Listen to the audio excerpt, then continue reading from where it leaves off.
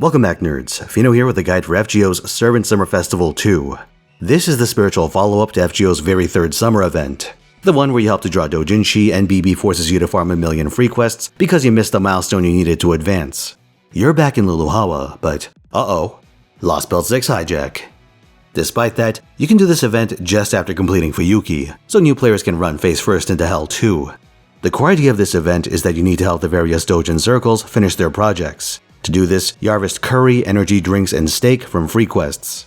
These are separate drops from the usual shop currency, and you need particular quantities to advance each circle's progress. To up your gains, you should acquire copies of the ephemeral ones. Names are tentative. You get these from the shop, and each basic copy gives you +1 to all doujin circle-related drops. But this isn't a one-way relationship. As you help the circles out, they help you back by providing combat-related buffs. These you can cash in by equipping as thin as a narrow straight, which acts as this event's damage CE.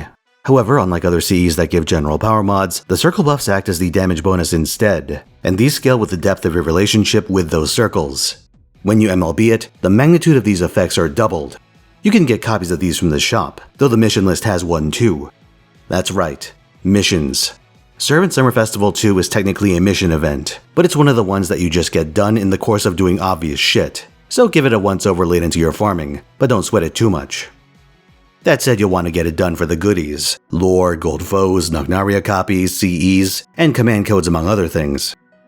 Nocnaria is the welfare servant for this event, and I have a servant guide for her, so I won't rehash all the details here. The important part is that she's a servant worth having in your roster. She requires a bit of finesse, but that's a subject for the guide. Now if you're a raging Mave friend, you can exploit the fact that this event doubles her experience gains. So if you're aiming for level 120, there are benefits to doing that immediately. As for command codes, Pridewind is the standout despite being a 4-star. It gives flat stars and lets its card ignore defense. Wolf Maiden of the Sun grants crit damage on sunlight terrain, and Sisterly Saintess' follower provides crit damage and a single star when equipped on an arts card. This event also has plenty of outfits. The most important of these is a mystic code for you. Summer Street is the be-all end-all for non-swap arts teams, and its most prominent benefit is 20% charge spread out over two 10% batteries. Might seem like a small thing, but being able to mete out charge in small amounts makes a big fucking difference. And you're especially gonna want this if you're a fan of using single-core arts meat grinders like Summer Melusine. You get this pretty much immediately after starting the event, so there's no excuse to miss it. The other outfits are for your servants. Oberon gets 2, and the Las Vegas Fuckboy Brigade gets a set. You know who doesn't get an outfit though? Nocnaria. So our Lost Belt 6 design is gone forever. R.I.P. As for farming, you'll find that the event lineup is very exploitable. Zerctoria, Smelu, UDK Bargist, and Summer Morgan all get big bond and damage bonuses. Older servants get weaker versions of these too. Speaking of farming, let's talk about the 90++. This is a 311 assassin node with a massive Wave 2 and 3. There's an Earth attribute dragon in Wave 2 and Mysterious Heroine X in Wave 3. She's star attribute, chaotic alignment, and has the dragon trait. The presence of 2 assassin dragons in this node dangles the enticing prospect of using Sieg as your main farmer.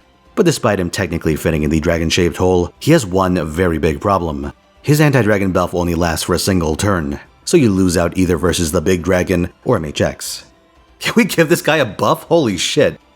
What I used instead is Chen Gong. Turns out you don't need anti-buffs if you just snowball a billion regular buffs and overcharge. If you're looking for alternatives, you could try the meta combo of Summer Ibuki and Summer Castoria if they're juiced enough. Otherwise, there's Draco. She does have an anti-dragon buff, even though she doesn't get her full damage against the big lizard. Pair her with an AoE and you might be able to make it work. That just leaves the challenge quest. This fight features Nocnaria as the boss with a lot of side enemies. And you may notice a pattern with those. Nocnaria is heavily protected, but stunned and not impervious, so while you could hypothetically break her bar, you might be better off leaving her to her nap. But if you're wondering what happens if you jump the gun, she enrages and starts spamming out her AoE Noble Phantasm while also gaining 2 guts.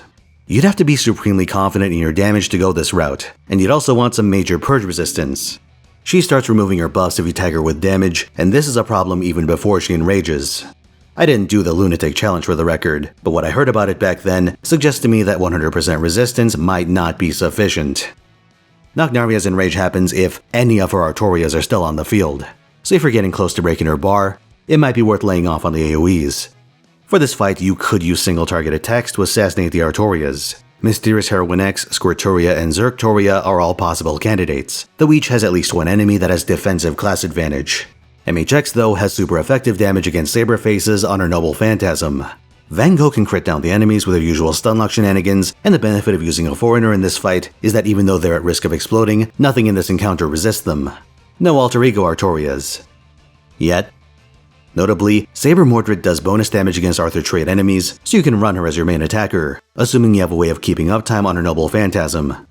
The strategy I had the most luck with was actually just using my own Nocnaria and going to town. Not only does she have event bonuses, but her debuff immunity lets you ignore one of the more annoying mechanics in this fight. The various Artorias you fight have effects, and here are some notable ones.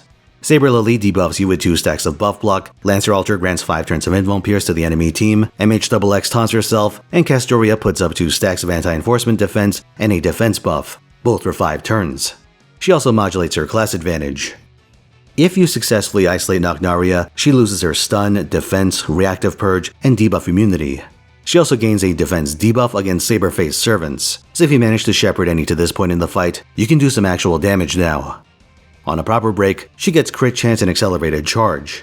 As long as you can parry at least one of her Noble Phantasms, you should be well situated to win the fight at this point. Good luck on rolling, lads. For my part, I've got a weekend lineup consisting of Uma Musume on Friday, Honkai Star Rail on Saturday, and FGO on Sunday. That last one's gonna be a mix of Grand Lancer business and probably some Zergtoria gacha as well. You won't want to miss it. See you there.